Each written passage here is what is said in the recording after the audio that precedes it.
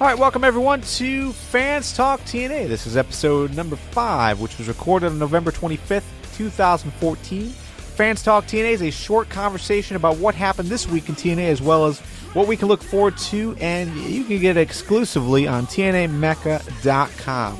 My name is Garvin, and tonight I'm joined by Nick. Say hello, Nick. Howdy, howdy. And Joe. Say hello, Joe. Hello, Joe. All right, we've got a lot to get through. Obviously, as you guys are aware, this is the last Impact of 2014, the last Impact on Spike TV.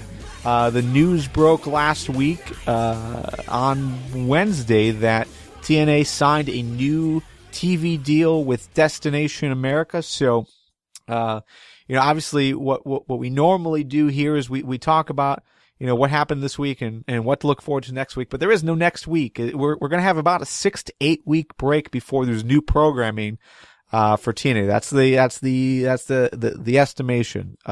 Just because they're now taping episodes January 7th, 8th, and 9th from the Manhattan Center. So, first of all, they're no longer on Spike. Can you guys believe it? Did you really think that this day would come? I don't know. It was, it's one of those things that was like we talked about, oh, they're going to move. No, they never moved.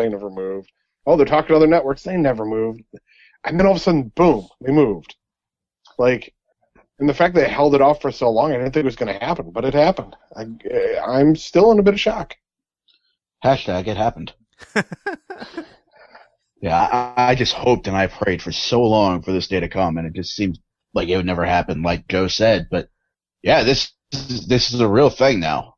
So it's the abusive relationship that needed to end, and I'm so glad TNA's finally gotten out of it. Yeah. Oh man, totally with you guys. I didn't think it was going to happen. I was totally expecting Spike TV to re-sign TNA. I'm so glad it didn't happen.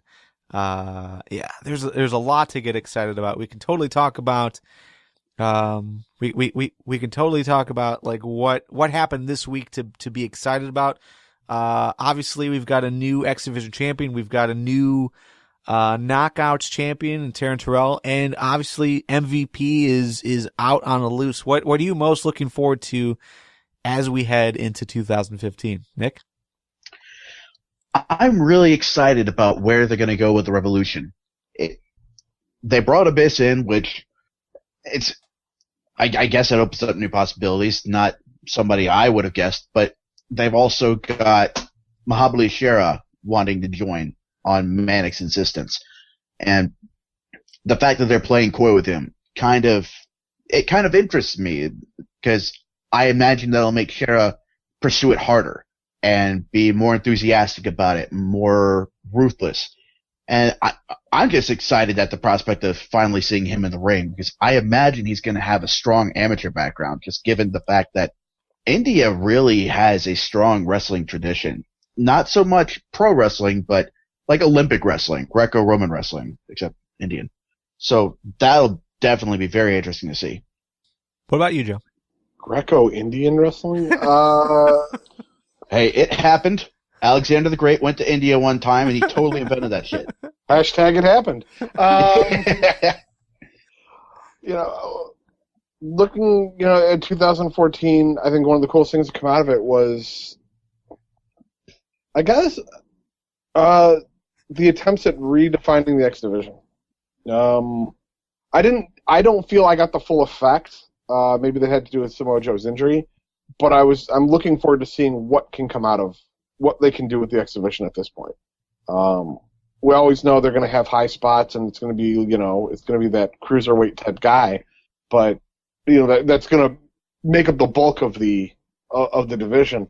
But I just want to see. I like the fact that they can do different things in the X Division. It's outside the box, and I'm excited. I'm excited to see what, given this past year and Low Key becoming the new X Division champion. Sky's the limit right now. So I'm happy. Yeah, there's just a lot of things that we can look at as being a positive as we head into 2015, the new future, the reboot, as a lot of people are calling it. Even guys like Bram. Bram is a name that's being talked about with our friends at ftwlive.com. A lot of people want to see what happens next with Bram. And the same thing can be said with what MVP is doing or what they do next with Kenny King. There's just so many opportunities, so many positive outlooks that you can have about what TNA is doing. So totally cool. So, with that said, we're ending the year on a positive note. Do you think that TNA in 2014 was successful? Do you think this was a good year for TNA despite the overtly negative attitude that a lot of the IWC has had on TNA? Do you think that despite all of that, despite the economy issues and the ratings issues and all that TNA succeeded in 2014? I think so. Yeah, they did nothing but grow. They did have roster cuts at the beginning of the year, but then they also made new signings. And they cast a wider net with those signings as well. Whether it was on their own, like with Mahabali Shera and Tyrus, they also went international for other promotions with the partnerships. Sonata, Tigre Uno, Great Muta making an appearance, other crossovers like Yasu coming over from Wrestle One, Tajiri. They also have made other international TV deals, other exchanges like that. So TNA has done nothing but grow. And to me, despite all the bad press TNA has gotten, that says a lot about their success, both internationally and domestically. Yeah, I'm with you. As far as 2014 went, yeah, I mean, you could again, you can join the general IWC with the nitpicky attitude that seems to follow. That there were negative things that happened, such as losing AJ Styles and Sting. There's a lot of big names and originals. Kaz and Daniels also left. The whole Vince Russo and Spike TV saga, and also just the whole Spike TV TV deal kind of falling flat. There's a lot of things that you look at as a negative, but overall, everything that TNA did on TV and in ring overshadows that for me as a wrestling fan, as a TNA fan. I think they hit pretty much everything out of the park that happened, especially these last 6 months, for sure.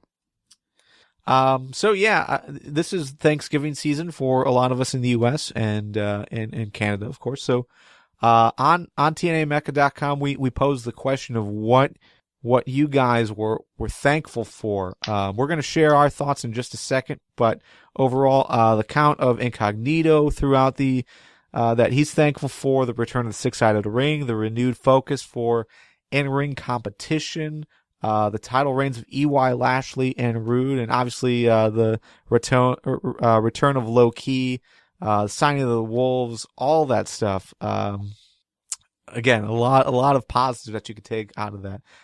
Nam de Plume said that they got the heck out of the tired and burned out Impact Zone and headed to New York for the for all the shows that they did out there. Rob's Voice 40 said he's thankful for TNA getting a new TV deal, for staying in business and providing work for wrestlers and staff. All the matches that they had this year.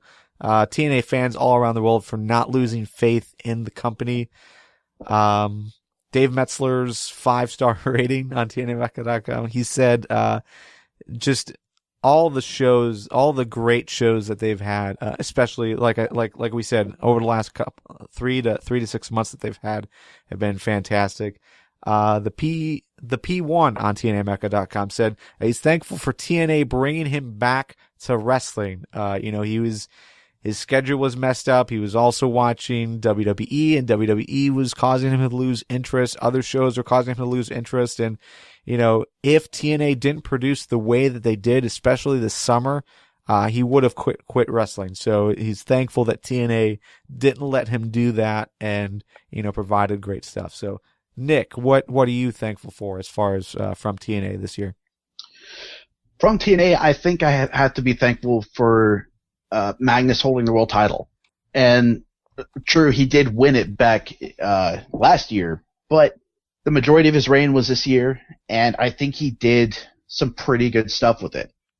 Putting aside the obvious accomplishment of first British World Heavyweight Champion in over a century, he also told a pretty decent story of being this young guy that everybody kept talking about was the future of TNA, but the future never happened yet. So Magnus made that future happen for himself. He stepped out of the Mafia shadow. Once he got the belt, he stepped out of Dixie Carter's shadow, and he basically became his own man. And I really like the confidence that TNA showed to let him make that happen. Joe, what about you? What are you thankful for on the TNA side? Eric Young's championship reign. Eric Young is a guy who's been with us been with the company for years, since practically when they opened their doors. And I'm very thankful for his run because he's a guy who's been at the company. He's been a company man for so long. He's had great work the entire time. Maybe not all that. It hasn't been like, main event talent all the time, main event scale, but it's been there. And he came in, he was the fighting champion. I think he held his own with that. So, I'm thankful for Eric Young's reign. Yeah, for me, I'm very thankful for the fact that TNA didn't give up. Like we said, there was so much negativity, and everywhere you turn on the internet, it seems like there's just this overwhelmingly negative force against TNA, especially when they were having their contract problems with AJ Styles and Sting and Jeff Jarrett leaving, and they didn't give up. They made moves that made sense. And sure, we would have, losing Kaz and Daniels could have been seen as a negative, but overall, what they've done since then has been so positive. So, again, just TNA not giving up, doing what they need to do to not only survive, but move forward, towards the future. So, yeah, that's what I am thankful for. So thanks to everyone who joined in on that conversation in the comments on TNAMecca.com.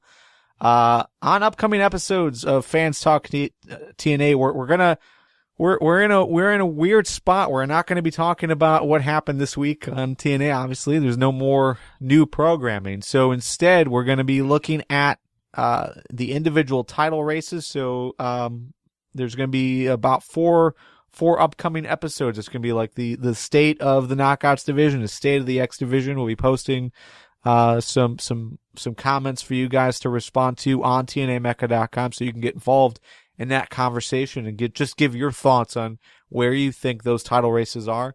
And also TNAMecca.com right now, there's a post. It just ended tonight, actually, for nomination for upcoming awards. December 1st is when those are going to start being released, so you guys can start voting on the best of 2014 awards.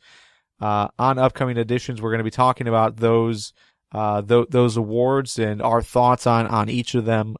So really, really cool stuff coming up, and hopefully lead into 2015 on a very positive and optimistic look. So looking forward to that.